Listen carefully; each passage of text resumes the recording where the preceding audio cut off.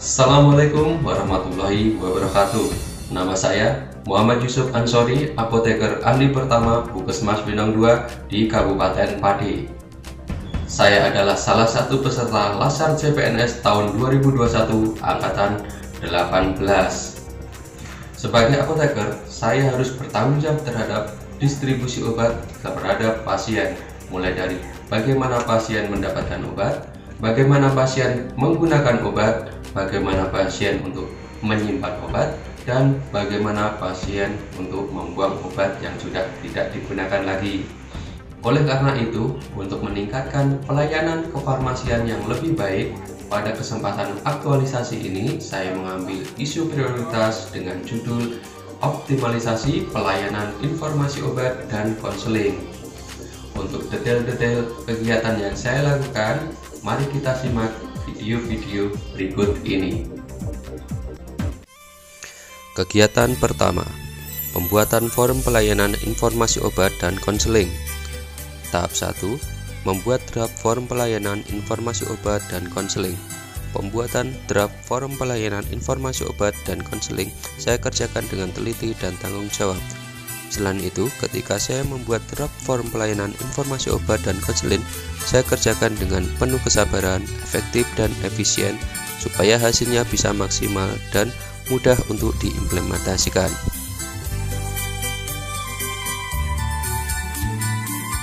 Kegiatan tahap 2, melakukan konsultasi dengan kepala puskesmas atau mentor. Konsultasi dengan mentor merupakan kegiatan yang sangat penting dalam aktualisasi dan habituasi ini. Konsultasi dengan mentor saya lakukan dengan profesional dengan menggunakan bahasa yang sopan, santun, serta mengedepankan musyawarah dalam konsultasi dengan mentor. Semua kendala kegiatan aktualisasi habituasi sebelum dan setelah kegiatan saya konsultasikan dengan mentor untuk mendapatkan solusi terbaik.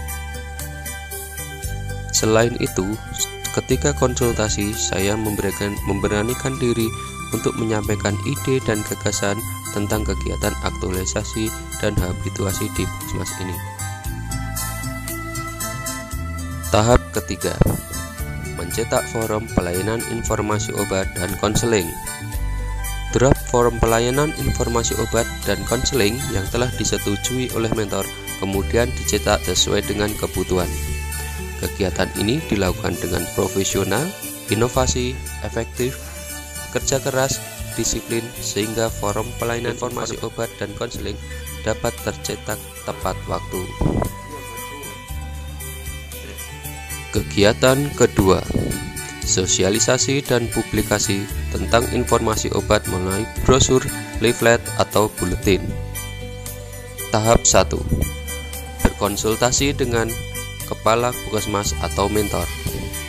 Ketika melakukan konsultasi kepada mentor, saya meminta masukan kepada mentor tentang informasi obat yang perlu dimasukkan dalam leaflet yang akan dibuat. Konsultasi ini saya lakukan secara profesional, konsisten, menggunakan bahasa Indonesia yang baik dan benar, bermusyawarah, saling menghormati, sopan dan santun. Semua rencana dan kendala yang terjadi selalu saya sampaikan kepada mentor ketika melakukan konsultasi. Tahap kedua, membuat draft buletin, leaflet, atau brosur tentang informasi obat. Setelah mendapat masukan dan bimbingan dari mentor, saya langsung membuat draft atau desain leaflet pelayanan informasi obat. Pembuatan draft atau desain leaflet saya buat secara kreatif, tepat, akurat, efektif, dan efisien. Kegiatan ini saya lakukan dengan bekerja keras sehingga target bisa tercapai tepat waktu. Tahap ketiga, mencetak dan menyebarkan buletin atau leaflet atau brosur tentang informasi obat. Setelah draft sudah selesai, selanjutnya saya langsung melakukan proses pencetakan di tempat percetakan. Leaflet dicetak sesuai dengan kebutuhan di Puskesmas. Kegiatan ini saya laksanakan dengan semangat kerja keras supaya hasil bisa tercapai tepat waktu. Proses penyebaran atau sosialisasi ke pasien juga saya laksanakan dengan sopan, santun, tidak membeda-bedakan pasien, dan profesional sehingga pesan bisa tersampaikan kepada pasien dengan baik. Kegiatan ketiga, melakukan pelayanan informasi obat kepada tenaga kesehatan lainnya. Tahap 1. Melakukan koordinasi dengan tenaga kesehatan lain. Kegiatan koordinasi dengan tenaga kesehatan lain saya lakukan dengan profesional, sopan santun, serta terbuka untuk menerima masukan dari tenaga kesehatan lain. Koordinasi tentang penerapan informasi obat kepada tenaga kesehatan lain saya lakukan untuk menyatukan pandangan dan menyampaikan pentingnya informasi obat kepada pasien.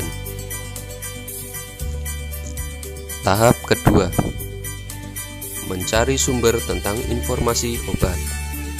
Untuk menambah referensi tentang informasi obat, saya selalu melakukan update tentang perkembangan informasi tentang kefarmasian.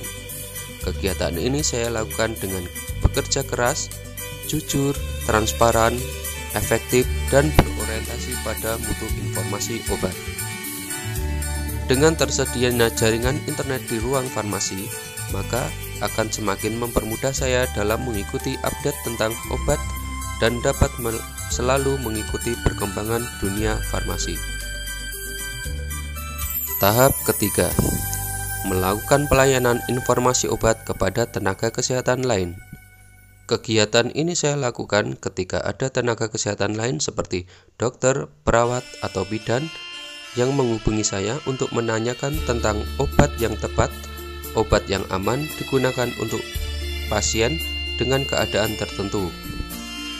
Tenaga kesehatan langsung menggunakan forum pelayanan informasi obat yang telah disediakan, sehingga kegiatan ini bisa terdokumentasi dengan baik. Kegiatan keempat, memberikan pelayanan informasi obat dan konseling kepada pasien Puskesmas Winong 2. Tahap 1. Melakukan konsultasi dengan kepala Puskesmas atau mentor. Konsultasi dilakukan dengan profesional menggunakan bahasa yang sopan, santun, dan selalu mengedepankan musyawarah dalam konsultasi dengan mentor. Pada waktu konsultasi, saya memberanikan diri untuk menyampaikan ide dan gagasan untuk kegiatan pelayanan informasi obat ini. Apabila ada kendala di lapangan, saya selalu konsultasikan dengan mentor untuk mendapatkan solusi yang terbaik.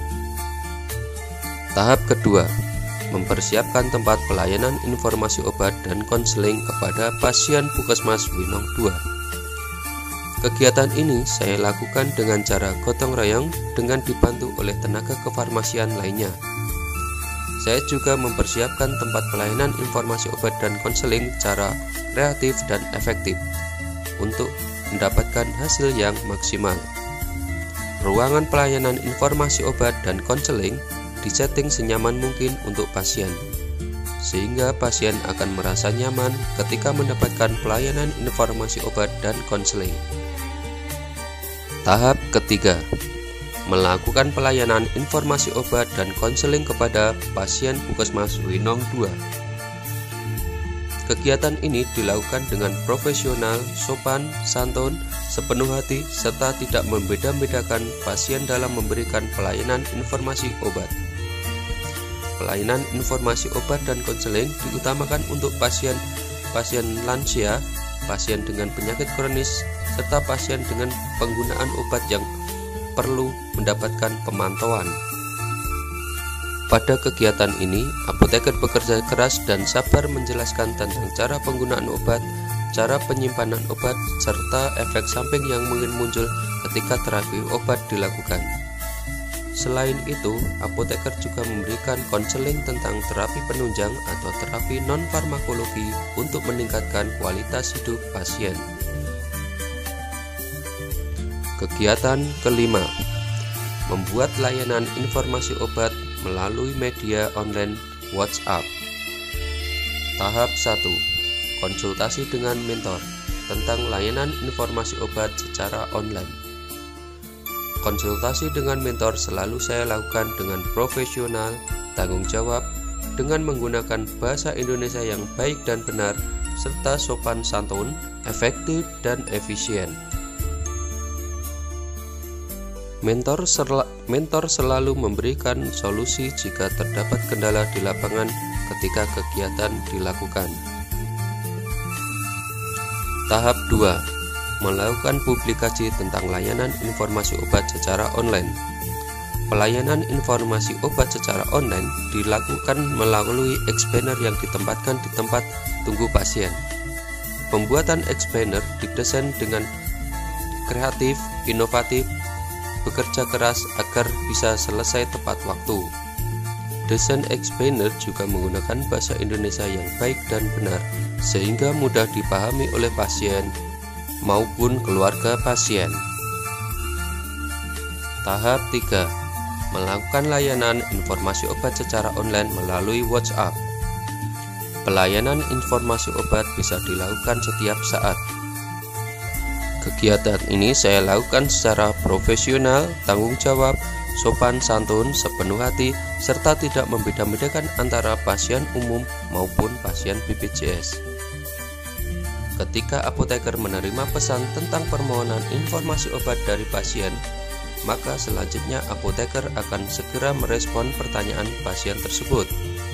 Dengan pelayanan informasi obat secara online ini, pasien akan lebih mudah dalam mengelola informasi obat yang diperlukan. Layanan ini diberikan tanpa memungut biaya kepada pasien.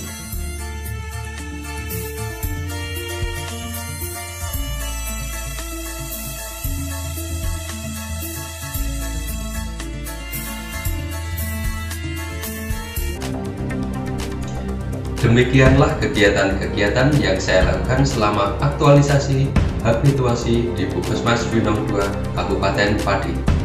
Semoga dengan kegiatan-kegiatan tersebut bisa meningkatkan pelayanan kefarmasian dengan baik dan Puskesmas Winong 2 bisa memberikan pelayanan yang lebih baik lagi.